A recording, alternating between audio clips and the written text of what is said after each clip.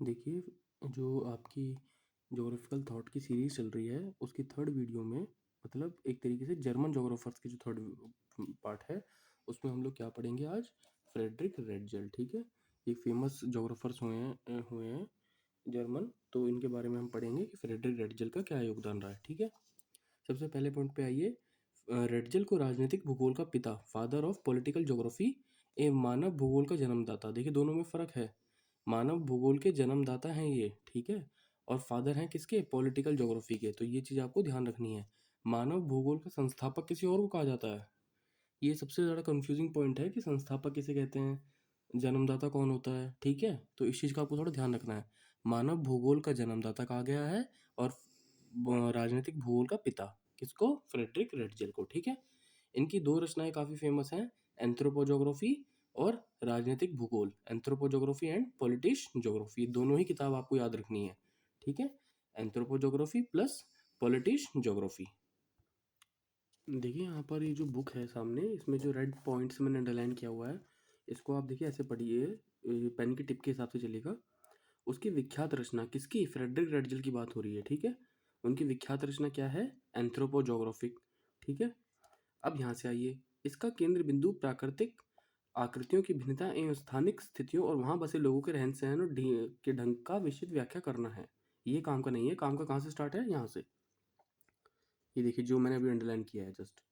इसकी पहली जिल्द फर्स्ट वॉल्यूम यानी एंथ्रोपोजोग्राफी कितने वॉल्यूम में डिवाइडेड है? 2 वॉल्यूम में डिवाइडेड है।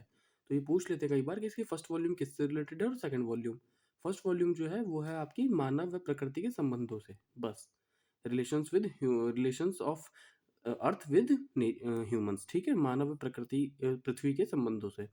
और जो सेकंड वॉल्यूम है इसी का, ही एंथ्रोपोजोग्राफी का, वो मानव का पर्यावरण पर प्रभाव यानी ह्यूमन का एनवायरनमेंट पर क्या इफेक्ट है, उससे रिलेटेड है। तो आपको दोनों पता होना चाहिए कि फर्स्ट वॉल्यूम किससे रिलेटेड थी, सेकंड वॉल्यूम किससे रिलेटेड थी इसकी, ठीक है?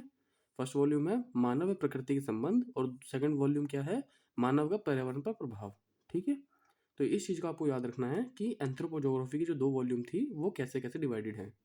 और अगर जो आपसे, देखिए अगर जो आपसे कंबाइंडली पूछा जाए कि एंथ्रोपोजोग्राफी क्या है, तो एंथ्रोपोजोग्राफी में किस चीज़ की चीज डिस्कशन है? कंबाइंडली पूछा जाए आपसे तो आप क्या बोलेंगे?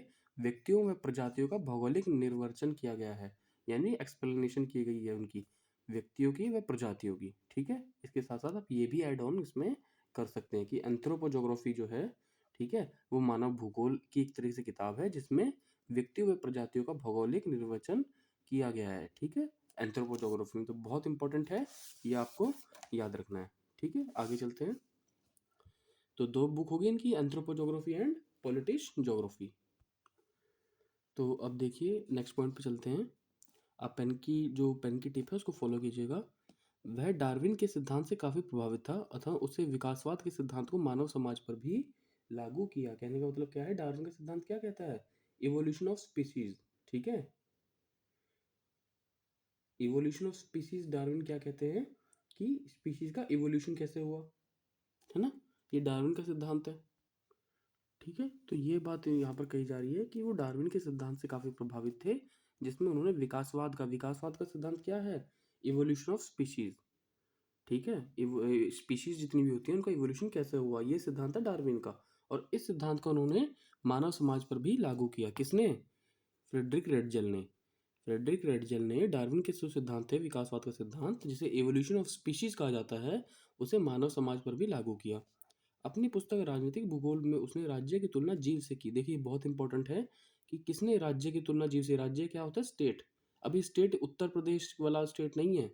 स्टेट कहा जाता है पॉलिटिकल ज्योग्राफी में पूरे देश को, ठीक है? देखिए दोनों में फ़र्क है। मैं फिर बता रहा हूँ आपसे, पॉलिटिकल ज्योग्राफी में या पॉलिटिकल साइंस जो पढ़ते हैं उसमें स्टेट का मतलब राज्य ये नहीं होता कि पंजाब हो गया, उत्तर प्रदेश हो गया। राज्य का मतलब होता है देश। जो वहाँ पर देश वर्ड यूज़ नहीं किया जाता, वहाँ पर राज्य वर्ड यूज़ किया जाता है, ठीक है? तो कंफ्यूज मत होना इस चीज़ के लिए। अपनी पुस्तक में पॉलिटिकल ज्योग्राफी में उन्होंने राज्य की तुलना मतलब किसी भी देश की तुलना जीव से की है। उनका यह मानना था कि राज्य को या तो सामान्य जीव की तरह विकसित होना चाहिए या उसे समाप्त हो जाना चाहिए। उसने राज्य एवं समाज के जीववादी सिद्धांत की को पुष्ट किया। किसने? फ्रेडरिक रेटजेल ने। ये बहुत इंपॉर्टेंट है कि राज्य एवं समाज के जीववादी सिद्धांत को किसने पुष्ट किया?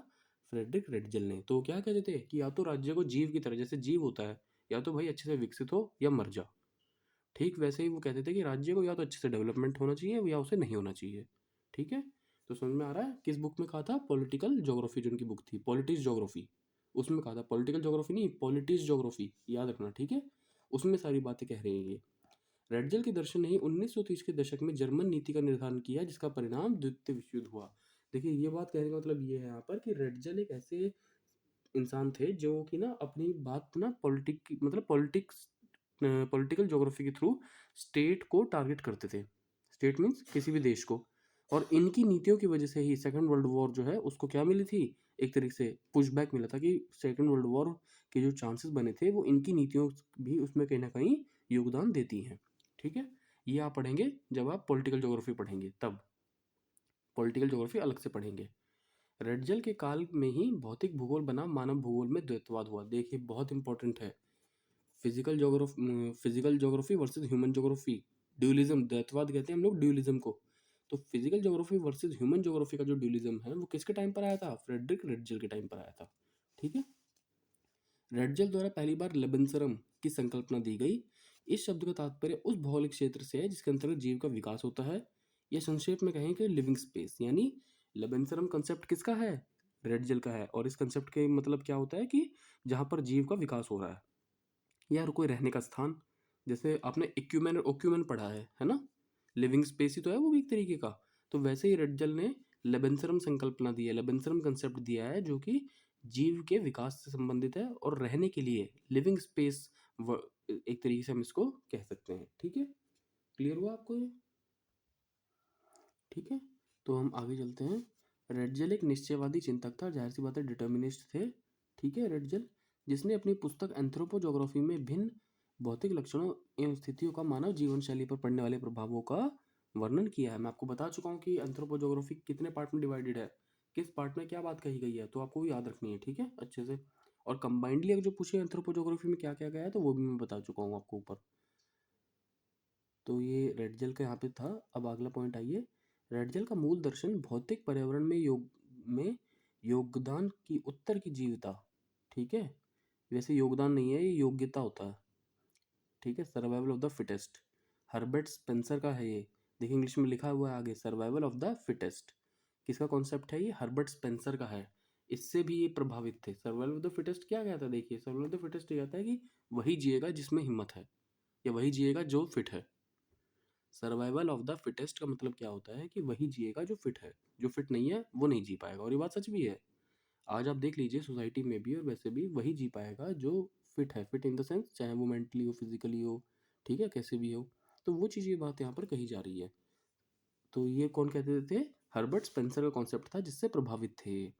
ठीक है, मानव एवं उसके विकास के लिए रेडजल ने 3 कारण बताए कि ह्यूमन और उसके डेवलपमेंट के लिए रेडजल ने कौन से 3 कारण बताए हैं? लेग, रेयम और रहमन। देखिए ये लेग, रेयम एंड रहमन ये क्या है? ये जर्मन वर्ड है। इसका इंग्लिश ट्रांसलेशन क्या होता है? लेग का मतलब होता है सिचुएशन कैसी है, रेयम का मतलब होता है स्पेस कैसी है, और रहमन का मतलब होता है कि लिमिट्स, सीमाएं कैसी हैं उसके लिए, मानव के लिए, तभी उसका क्या होता है? डेवलपमेंट होता है। ठीक है, इसे हम कहते हैं लेग, रेयम और रहमन। ठीक है, तो ये 3 चीज़ें जो है ये आप याद रखिएगा, फ्रेडरिक रेडजल ने कही थी। और इसकी कुछ जो एडवांस 1-2 पॉइंट्स हैं वो मैं आपको और बता देता हूँ। देखिए यहाँ पर 2 बातें बहुत इंपॉर्टेंट है रेडजल से रिलेटेड। एक ये देखिए स्टार बना के जो मैंने पॉइंट लिखा है आपके सामने, ठीक है, इस पर चलिए। रेडजल ने 1897 में राजनीतिक भूगोल की रचना की। ठीक है, ईयर नहीं पूछेंगे आपसे, बस ये पूछते हैं पॉलिटिक्स ज्योग्राफी बुक इनकी है। और राज्य की तुलना जीव से की। उन्होंने उनके इस मत पर जोर दिया कि राज्य जीव की भांति विकसित बने अथवा वह समाप्त हो जाए। तो पॉलिटिकल ज्योग्राफी बात में ये चीज़ ये कहते हैं कि या तो राज्य बने या वो खत्म हो जाए अच्छे से। और ठीक है, ऐसे राज्यों का है। लेकिन उनकी इस सोच की वजह से क्या हुआ था? देखिए यहाँ पर आगे लिखा हुआ है, उसकी इस दार्शनिक धारणा ने उत्कृष्ट व निकृष्ट यानी सुपीरियर इंफीरियर कंट्रीज में विवाद खड़ा कर दिया। कैसे विवाद खड़ा कर दिया? इसका मतलब तो ये हुआ कि सुपीरियर कंट्रीज को, जो इंफीरियर कंट्रीज हैं मतलब जो पिछड़े हुए देश हैं, उनको मार पीट के अपने में मिला लेना चाहिए, कि उनको जीने का कोई अधिकार नहीं है। अगर वो कमज़ोर हैं तो उनको जीने का कोई अधिकार नहीं है। यूएसए अगर जो ये कहने लगे कि श्रीलंका है, इंडोनेशिया है, ठीक है, और श्रीलंका, इंडोनेशिया, या छोटे छोटे जो कंट्रीज़ हैं, एशियन कंट्रीज़ हैं, ठीक है, तजाकिस्तान है, कजाकिस्तान है, अफगानिस्तान है, इन पर अटैक करके कह दे कि इनको जीने का कोई अधिकार नहीं है क्योंकि ये स्ट्रांग नहीं है, तो इससे तो एक तरीके से विवाद खड़ा हो जाएगा ना। तो ये बात यहाँ पर कही जा रही है कि उनकी इस सोच की वजह से सुपीरियर और इन्फीरियर तरह की क्वालिटी आ गई सोच में लोगों की। उसकी मान्यता कि केवल उच्च प्रजाति अथवा राष्ट्रों को ही अपने इलाके का विस्तार देने का अधिकार है और वे घटिया व मातहत राष्ट्र को अधिकृत कर अपने राज्य का विस्तार करने का अधिकार रखते हैं। तो इस सोच की वजह से भी वर्ल्ड में क्या दिक्कत आई, वर्ल्ड वॉर वाली सिचुएशन जो मैं आपको बता रहा था, ठीक है। तो एक तरीके से मतलब ये बात कहनी लॉजिकली कही जाती है कि नहीं हो सकती ऐसी कि भाई राज्य को जीव की भांति विकसित है ना या वो मर जाए। अब वही तो तभी तो बात है कि सुपीरियर कंट्री जो इंफीरियर कंट्रीज उन पर अटैक करके उनको अपने में संभाले, है ना। एक तो ये बात इंपॉर्टेंट होगी। दूसरा देखिए क्या कहते हैं रेडजल। रेडजल ने मानव समुदाय पर प्राकृतिक पर्यावरण के प्रभाव की विवेचना की।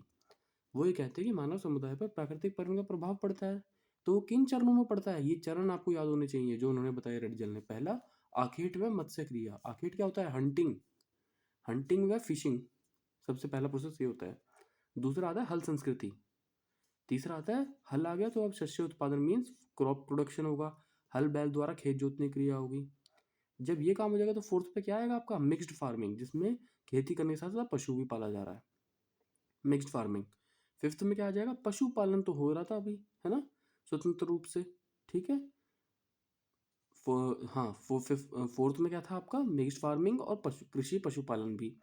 फिफ्थ में क्या होता है कि सिर्फ पशुपालन स्वतंत्र रूप से, नहीं अब कृषि नहीं होगी, अब कृषि को तो कर ही रहे हैं हम लोग फोर्थ बेल्ट में, लेकिन फिफ्थ बेल्ट में क्या है, पशुपालन स्वतंत्र रूप से। देखिए मिक्स्ड फार्मिंग में कृषि और पशुपालन साथ चल रहा था, लेकिन फिफ्थ पॉइंट में क्या है, पशुपालन को स्वतंत्र रूप से कर दिया गया। और सिक्स पॉइंट में आ गया आपका बागवानी, हॉर्टिकल्चर। तो ये जो 6 पॉइंट हैं सीरियल वाइज, ये आपको याद रखने हैं कि मानव समाज पर पर्यावरण का कैसे प्रभाव पड़ा है, उसको रेडजल ने सीरीज में बताया है। तो पहली सीरीज क्या होती है आपकी, हंटिंग की, आखेट व मत्स्य, हंटिंग एंड फिशिंग। फिर हल आया, हल संस्कृति। फिर फसल उत्पादन होने लगा। फोर्थ पर फसल के साथ साथ अब कृषि भी उत्पादन होने लगी, सॉरी फसल के साथ साथ पशुपालन भी होने लगा, जिसे क्या कहा गया है, मिक्स्ड फार्मिंग। अब फिफ्थ पॉइंट पे क्या गया, ठीक है कृषि उत्पादन तो हो रहा है, लेकिन हम लोग क्यों ना सिर्फ पशुपालन ही स्वतंत्र रूप से करें ताकि डेयरी प्रोडक्ट्स को बढ़ावा मिल सके। तो पशुपालन स्वतंत्र रूप से होने लगा। सिक्स पॉइंट पे जब लगा कि ठीक है इससे अच्छा इनकम हो रही है, तो सबसे जो लास्ट है सिक्स्थ, उसमें हम लोग एक चीज नोटिस कर सकते हैं कि सिक्स्थ में हम लोग क्या करें, बागवानी हॉर्टिकल्चर का काम कर सकते हैं और भी अच्छा पैसा आएगा, फल फूल सब्जियां उगाएं, ठीक है। तो ये चीज इसमें सबसे ज्यादा इंपॉर्टेंट है और यही आपको याद रखनी है कि फ्रेडरिक रेडजल ने कौन सी सीरीज बताई है, मानव का समाज पे क्या प्रभाव पड़ता है पर्यावरण का, उसकी एक सीरीज बताई है, वो आपको याद रखनी है, क्लियर। तो आपका ये फ्रेडरिक रेडजल का कंप्लीट होता है।